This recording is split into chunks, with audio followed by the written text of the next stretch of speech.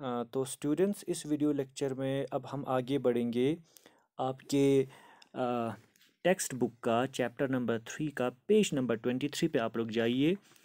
Soil erosion in Jammu region of Jammu and Kashmir state, यानी हमारे Jammu and Kashmir रियासत में या UT of Jammu and Kashmir में जो जम्मू इलाका है वहाँ पे सॉइल इरोजन होता है या नहीं। देखिए, this is one of the serious constraints in soils of Kandi belt in Jammu, foothills of Shivalik zone of Jammu district। अब देखो, जम्मू जो हमारा ज़िला है, रियासत है, क्या कहते हैं, डिस्ट्रिक्ट जो है, ज़िला जो है जम्मू, अ, उसका वहाँ पे जो पहाड़ हैं, यानी शिवालिक जो आपका पहाड़ का रेंज है, उनके जो दामन में, फुट हिल्स में एक इलाका आता है जिसको कांडी बेल्ट कहते हैं, और वहाँ पे सॉइल इरोजन बहुत ज़्यादा होता है। ठीक है, और उस इलाके में, जम्मू डिस्ट्रिक्ट के उस कांडी बेल्ट में, जिसमें कंप्राइजिंग हिली पोर्शन ऑफ स्मॉल ड्राई हिलॉक्स, छोटे छोटे पहाड़, छोटे छोटे हिल्स जो है आपको नज़र आएंगे, विथ रग्ड टोपोग्राफी। और वहाँ का जो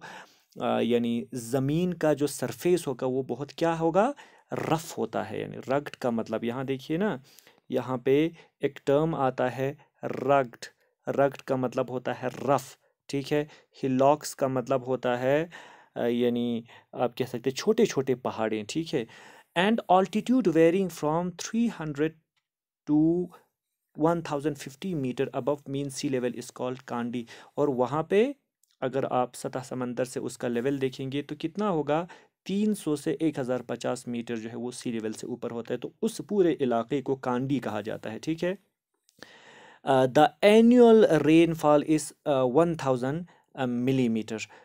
एक साल के अंदर अगर आप, एनुअल रेनफॉल मीन्स एक साल के अंदर जो अगर आप, यानी बारिश अगर कांडी बेल्ट में देखो या कांडी वाले रीजन में देखोगे, वहाँ पे कितना यानी बारिश पड़ती है एक साल के अंदर। एनुअल में, एनुअल का मतलब हो गया एक साल, कितना, 1000 मिलीमीटर जो है वहाँ पे बारिश पड़ती है। ठीक है, okay, bulk of which is received during monsoon. और ये जो एक साल के अंदर 1000 मिलीमीटर जो आपका रेन पड़ती है, वो ज़्यादातर कब पड़ती है, मानसून के दौरान। ठीक है, यानी जब बारिश बहुत ज़्यादा पड़ती है। The top soil has been removed in this layer from the entire area of 4,89,266 hectare. इतना जो ज़मीन का एरिया है, 4,99,266 हेक्टेयर जो ज़मीन का एरिया है, वहाँ से इसी मॉनसून के दौरान बारिश बहुत ज़्यादा पड़ने की वजह से ऊपर का जो सॉइल का जो लेयर है, टॉप जो सॉइल है, जो सबसे ज़्यादा फर्टाइल होता है, उसको रिमूव करके पानी अपने साथ बहा कर ले जाता है, जिसको हम कहते हैं सॉइल इरोजन। ये सबको याद रखना है। A number of villages located on Mansar to Surinsar road face a drastic erosion problem by nearby nalas during rainy season। अब बारिश के जो सीज़न में ये जो मंसार और सुरिनसार एक लेक का नाम है, वहाँ पे जाता हुआ जो आपका यानी सड़क है, उस इलाके में जितने भी ज़मीनें हैं वहाँ पे बारिश के दौरान सॉइल इरोजन का बहुत बड़ा प्रॉब्लम होता है। यानी वहाँ पे ज़मीन का जो ऊपर का जो लेयर है उसको काट कर ले जाने का बहुत बड़ा ख़तरा रहता है। The areas The areas between Balol and Basantar are badly affected with soil erosion and heavy amount of sand, silt and stones deposited after erosion by the flash flood continue to take heavy toll of the agricultural lands।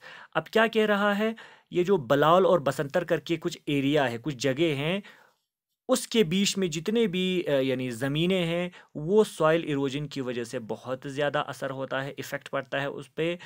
और heavy amount of sand silt का मतलब जो ज़मीन के ऊपर का जो सबसे जो टॉप लेयर होता है, वहाँ पे बहुत ही छोटे छोटे सॉइल के पार्टिकल्स होते हैं, रेत जैसे पार्टिकल्स। ठीक है, वो पानी अपने साथ बहा कर ले जाता है और कुछ पत्थर भी अपने साथ ले जाता है और उसको डिपॉजिट करता है, जिसकी यानी ऊपर से ले जाकर नीचे जो प्लेन जगह होगा वहाँ पे ले जाकर उसको क्या करता है, जमा कर देता है पानी। ठीक है, और यूं ही इरोजन आपका ख़त्म हो गया, फ्लैश फ्लड का मतलब हो गया पानी के साथ ये जो बाढ़ जो आता है बहा के ले जाता है, जिसकी वजह से बहुत सारा जो एग्रीकल्चरल लैंड थे, जो खेती बाड़ी के लायक जितने भी ज़मीनें होते हैं, वो सारा का सारा आपका क्या हो जाता है, ख़राब हो जाता है। About 26% of the total area which is under village forest is now quite eroded। यानी उस गांव के जो फॉरेस्ट्स होते हैं या जंगले जो होते हैं, जहाँ पे बहुत ज़्यादा पहले पेड़ पौधे हुआ करता था, लेकिन लोगों ने क्या किया, उसको डिफॉरेस्टेशन किया, जंगलात को काटा। उस वजह से लगभग 26% जो एरिया है, टोटल एरिया का जो 26% है, वो अब काफ़ी क्या हो चुके हैं, इरोड हो चुके हैं। यानी ऊपर का जो सॉइल जो है वो ख़त्म हो चुका है, पानी ने अपने साथ बहाकर ले गया है। Besides this, the areas where continuous soil erosions are taking place are, उसके अलावा कुछ और भी जगह हैं जहाँ पे बहुत ज़्यादा सॉइल इरोजन बार बार आपको देखने को मिलेगा। वो कौन कौन से हैं? कलीथ करके एक जगह है, चौकी चौरा ऑफ अखनूर तहसील अखनूर का कुछ जगह हैं चौकी चौरा करके, डंसाल एक जगह है, झज्जर कोटली करके एक जगह है, Ramnagar, Mansar, Surinsar, Jandial and Amb series of Bhalwal block of Jammu.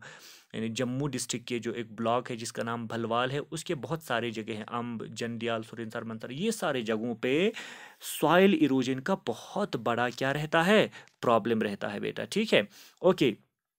We get many products from forest. बच्चों सबको पता है ये कि जंगलों से हमें बहुत सारे चीज़ें हमें मिलता है, लकड़ी हमें मिलता है, यानी घर में चीज़ें बनाने के लिए, फर्नीचर्स बनाने के लिए, घर में जलाने के लिए, ठीक है, घरों में डिफरेंट तरीके के चीज़ों को बनाने के लिए, घर को ही बनाने के लिए बहुत सारे जो लकड़ियाँ ज़रूरत पड़ती है वो हमें फॉरेस्ट से मिलते हैं। लिस्ट दीज प्रोडक्ट्स, इन सारे प्रोडक्ट्स यानी जंगलों से जो हमें चीज़ें मिलते हैं उन सारी चीज़ों का एक लिस्ट आपको बनाना है। Will we face the shortage of these products if we continue cutting trees. और आपको साथ में ये भी लिखना है, ये भी बताना है, क्या कंटिन्यूसली यानी एक के बाद एक जंगलात को या पेड़ पौधों को काटने की वजह से क्या उन सारे फॉरेस्ट से मिलने वाली चीज़ों की हमें शॉर्टेज या किल्लत हो सकती है या नहीं, वो भी आपको इसका लिस्ट आपको बनाना है, ये याद रखिएगा। और मैं यानी बनाकर आप लोगों को यानी स्क्रीनशॉट लेकर या उसका फ़ोटो खींचकर मुझे सेंड करना है, या ग्रुप के अंदर शेयर करेंगे या मुझे पर्सनली सेंड करेंगे। याद रखिएगा, ये आपके लिए एक्टिविटी है। नेक्स्ट एक्टिविटी है हमारे पास 3.2, animal life is also affected by deforestation. जाहिर सी बात है, अगर आप जंगलात को काटेंगे तो एनिमल का लाइफ भी, एनिमल का ज़िंदगी भी जो है कि वो क्या हो जाएगा, असर हो जाएगा उस पर। लेकिन कैसे? List the points and discuss them in your class. आपको उन सब का एक लिस्ट बनाना है और उस पर डिस्कस करना है। नेक्स्ट है हमारा बेटा conservation of forest and wild life. देखो बेटा, मैंने आपको कल भी बताया था कॉन्जर्वेशन का मतलब क्या होता है बेटा। यहाँ पे है ना कॉन्जर्वेशन का मतलब होता है बचाव करना, ऑफ फॉरेस्ट जंगलों का, एंड वाइल्ड लाइफ और जंगलों में पाए जाने वाले जितने भी ऑर्गेनिजम्स है, एनिमल्स है, उनको बचाना। ठीक है, ओके बेटा।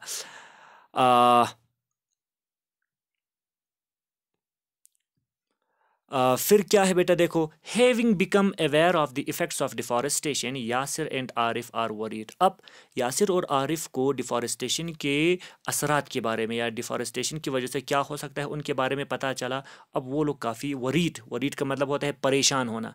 दे go to professor Ahmad and ask him how forest and wild life can be saved.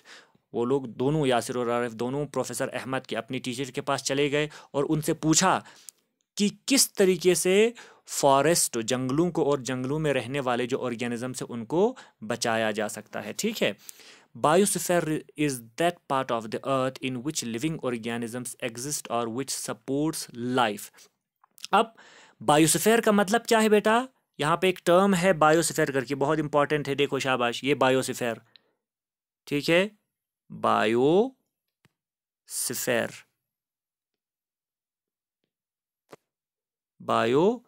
Biosphere का मतलब क्या है कि ज़मीन का वो वाला हिस्सा, ज़मीन का वो वाला पार्ट जहाँ पे आपको क्या मिलता है बेटा, जहाँ पे यानी लिविंग ऑर्गेनिजम्स रहते हैं। जो लिविंग ऑर्गेनिजम्स या लाइफ को, ज़िंदगी को सपोर्ट करता है, उस अर्थ के उस हिस्से को हम कहते हैं बायोस्फीयर। बायोलॉजिकल डाइवर्सिटी और biodiversity refers to the variety of organisms existing on the earth, their inter relationships and their relationship with the environment. अब यहाँ पे एक और चीज़ है क्या? बायोडाइवर्सिटी। बायोलॉजिकल डाइवर्सिटी या बायोडाइवर्सिटी जो भी आपका हो, सेम चीज़ है, एक चीज़ के दो अलग नाम है। बायोडाइवर्सिटी का मतलब क्या है बेटा? इसका मतलब है आपके अर्थ पे जितने भी लिविंग ऑर्गेनिजम्स है, वो लिविंग ऑर्गेनिज्म आपका, याद रखिए, वो लिविंग ऑर्गेनिज्म आपका प्लांट हो सकता है, ठीक है, वो लिविंग ऑर्गेनिज्म आपका एनिमल हो सकता है, ठीक है बेटा, वो लिविंग ऑर्गेनिज्म आपका माइक्रोब्स भी हो सकते हैं, माइक्रोब्स, ठीक है, प्लांट्स, एनिमल्स, माइक्रोब्स, जो भी आपके अर्थ के सरफेस पे आपको मिलता है, उन सब को हम क्या कहते हैं? बायोडाइवर्सिटी या बायोलॉजिकल डाइवर्सिटी कहते हैं। ये याद रखना बेटा, ठीक है। और उनके बीच में रिलेशन ही होगा, जाहिर सी बात है, प्लांट और एनिमल्स के बीच में, एनिमल्स और माइक्रोब्स के बीच में, प्लांट्स और माइक्रोब्स के बीच में आपस में क्या होता है? बहुत सारा रिलेशन होता है, और उनका रिलेशन एनवायरनमेंट के साथ, उसको हम कहेंगे biological diversity. Professor Ahmed organizes a visit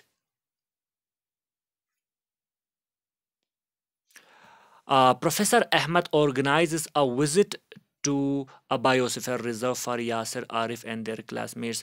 professor Ahmed ने क्या किया?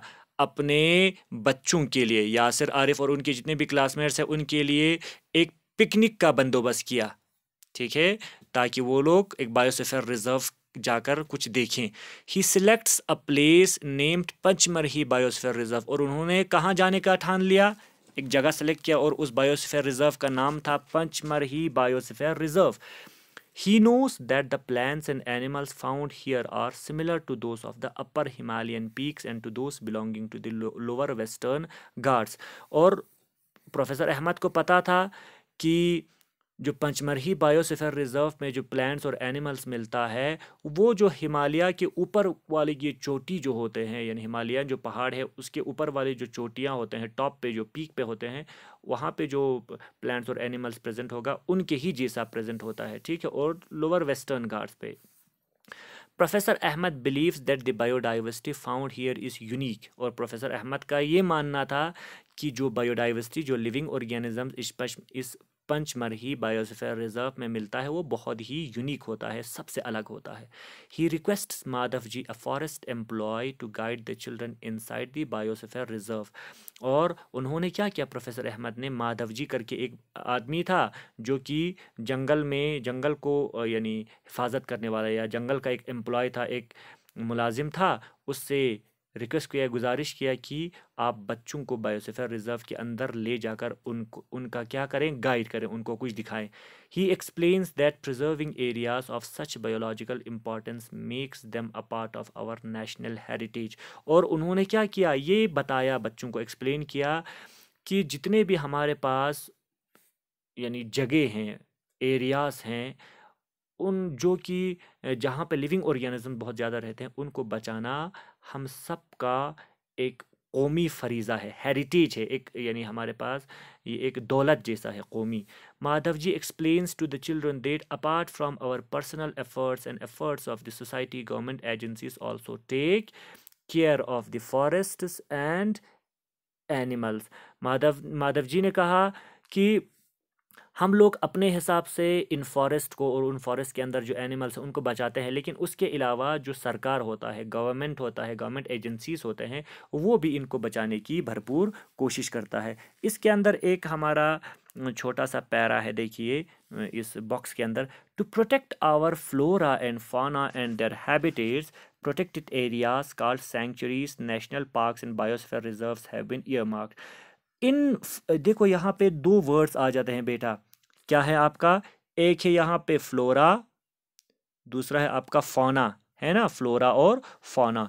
फ्लोरा का मतलब होता है प्लांट्स, फौना का मतलब होता है एनिमल्स। याद रखना, फ्लोरा, फ्लोरा मीन्स क्या? प्लांट्स, याद रखना, ठीक है। और इसी तरीके से फौना का मतलब क्या होता है बेटा? फौना का मतलब होता है एनिमल्स, एनिमल्स, याद रखना ये, ठीक है बेटा, एनिमल्स। ओके,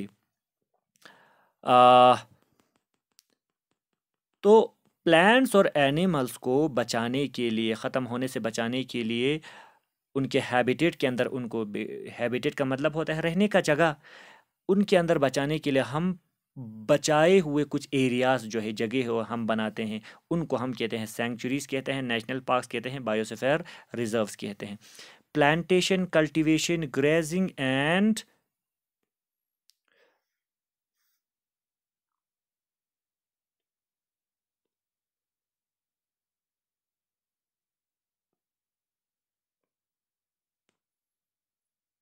हाँ, हाँ जी, plantation, cultivation, grazing, felling trees, hunting and poaching are prohibited here. और ऐसे जगहों पे पेड़ पौधे लगाना, प्लांटेशन करना, वहाँ पे खेती बाड़ी करना, यानी जानवरों को वहाँ पे चराना। प्लांटेशन, कल्टीवेशन का मतलब हो गया खेती बाड़ी करना, ग्रेजिंग का मतलब हो गया जानवरों को, हमारे माल मवेशी को वहाँ पे चराना घास के लिए।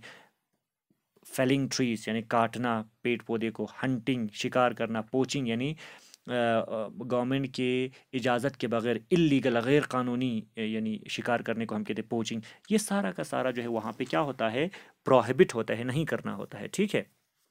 सेंचुरी क्या है देखो, areas where animals are protected from any disturbance to them and their habitat. Sanctuary एक ऐसे प्रोटेक्टेड जगह को कहते हैं जहाँ पे एनिमल्स को किसी भी डिस्टर्बेंस से उनके बैठने की जगह में, हैबिटेट में बचाया जाता है।